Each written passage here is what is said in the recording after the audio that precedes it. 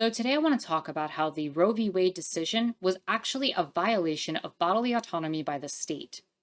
In the last video, I talked about the liberal justifications for the Roe v. Wade decision.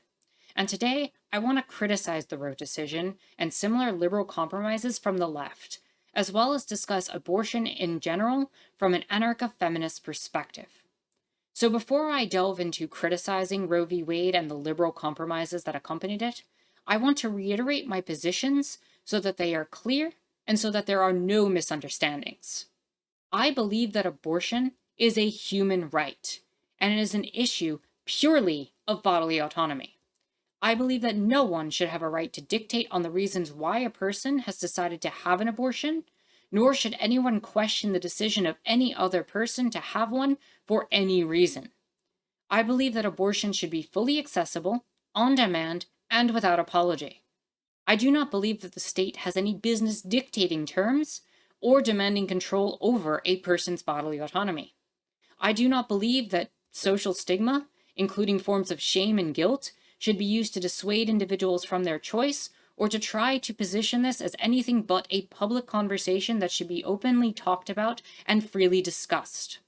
I do not believe that a fetus is a child, nor do I feel that this grouping of cells should be at the center of the conversation around abortion. It is through this anarchist and feminist perspective that I will be analyzing this discussion and criticizing the courts. So, to start with, I want to analyze the structure under which the Supreme Court exists, and thus was even able to make a decision like Roe v. Wade in the first place. The Supreme Court exists as an authoritarian body of 9 individuals, with the power to dictate policy within a framework of state power through its role of interpreting the meaning of law as dictated by the United States Constitution. A constitution that itself was written by exclusively wealthy white cis men with only their rights and their privileges in mind. A constitution that reduced human beings down to 3/5 of a person and allowed a portion of wealthy individuals to continue prospering on the wealth created through the enslavement and violation of bodily autonomy for an entire segment of the population. It is to this document that the Supreme Court appeals to for justifications on a case involving bodily autonomy in which cis men will never be subject.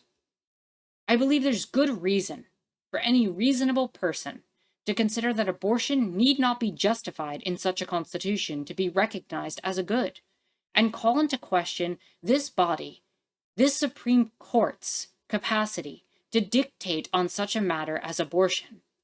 Further, the law is hardly an indicator of what's right, especially when we consider both the atrocities committed under it and how it has been written by and is easily manipulated by those with wealth and with power.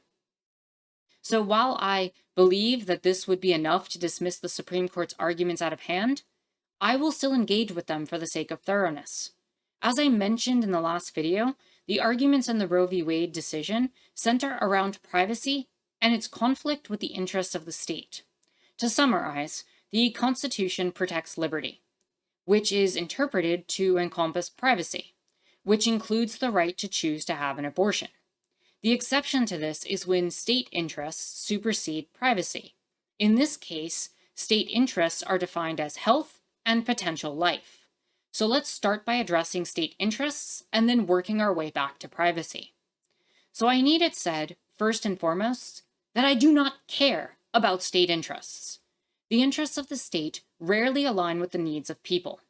In this case, the only person who should be considered and whose interests need to be met are those of the pregnant individual desiring to terminate their pregnancy.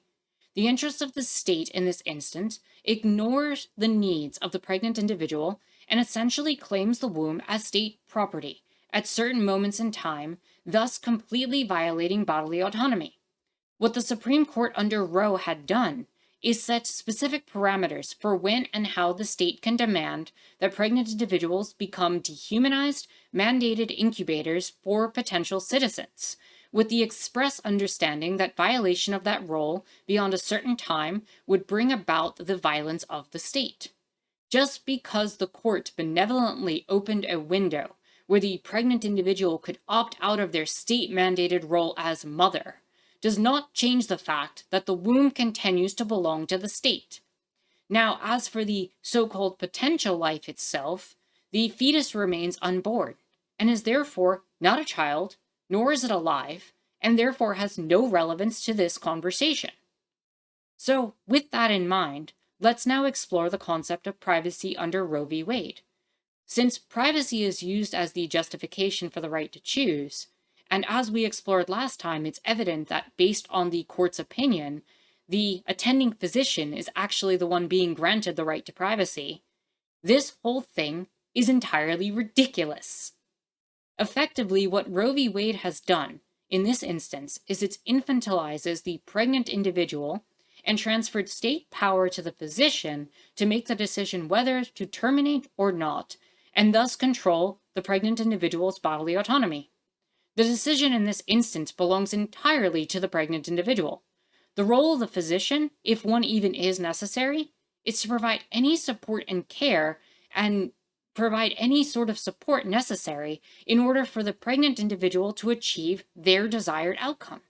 While the physician may be able to provide things like medical expertise, guidance, and even potentially equipment, the physician should not be able to dictate over the bodily autonomy of the pregnant individual and potentially gatekeep their outcomes. So, let us return now for a moment and actually give the court the benefit of the doubt, which is far more than it deserves, to be honest, and claim that privacy in the ruling was actually being granted to the pregnant individual in Roe. In this instance, the choice of privacy as the justification is a rather odd one, as it reinforces gender roles and attempts to banish the conversation from the public sector and therefore political discourse. Traditionally, in bourgeois society, the private and public spheres have been extremely gendered and enforce traditional gender roles.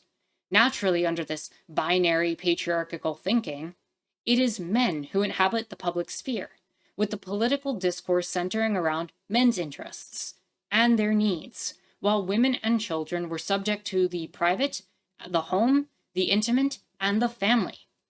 Effectively, the court attempted to silence this public discourse and to make the decision to get an abortion an invisible one that was meant to be kept out of sight, a decision purely of privacy.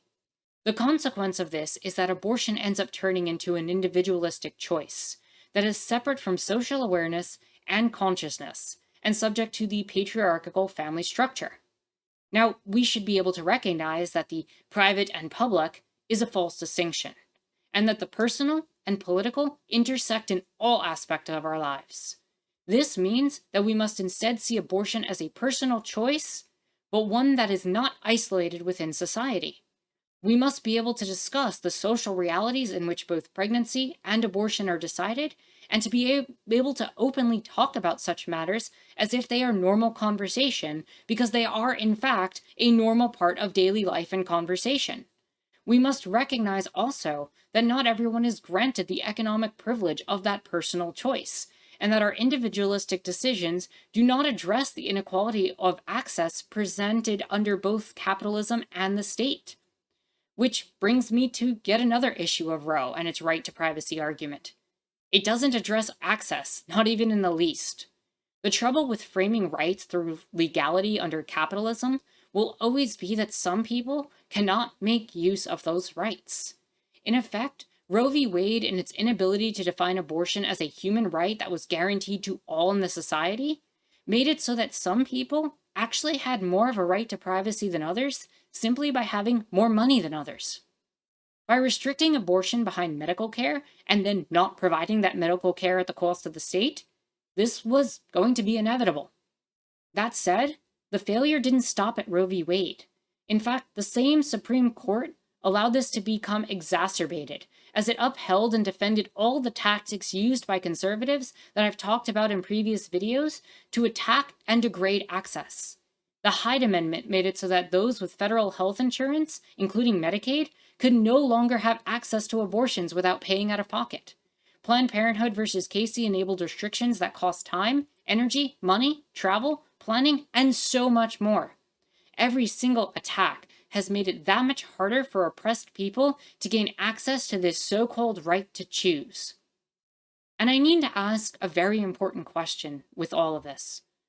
Where has the liberal choice movement been in regards to this access, this important access that would grant everybody the ability to get this fundamental right? It's been apologizing instead of fighting for that access. Now, what do I mean by this?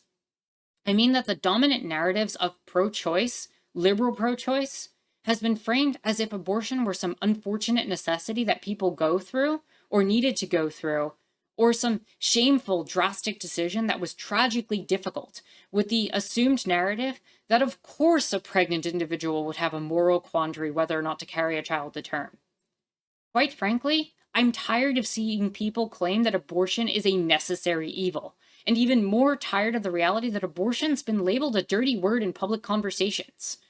I'm frustrated that pro-choice arguments have contextualized and over-explained the reasons why some people get a good abortion, where for the right reasons they are presenting these arguments, which only leaves to the imagination what exactly goes into a bad abortion for the wrong reasons. We don't need people who believe in abortion doing the anti-abortion crowd's work of shaming and guilting people for them. Quite frankly, they've been quite good at doing it themselves, and have maintained a lot of power in their arguments through finances and wealth of the state. The same finances and wealth of the state that should belong to the people and should be providing access at the very least if we have to acknowledge a state. Yet all of this comes from accepting Roe v. Wade as good enough and failing to go any further, and thus falling to the defensive. And to be perfectly honest, that's why it got overturned in Dobbs. Unfortunately, Roe was never good enough. It was a pitiful liberal compromise that violated bodily autonomy and ended a movement that could have created something much better. Roe v. Wade opened up so many loopholes, and as the state does, it failed to protect even the most generous of its laws from further degrading the so-called rights of people. I trust people to make the right choice for themselves. I advocate that all people have access to bodily autonomy.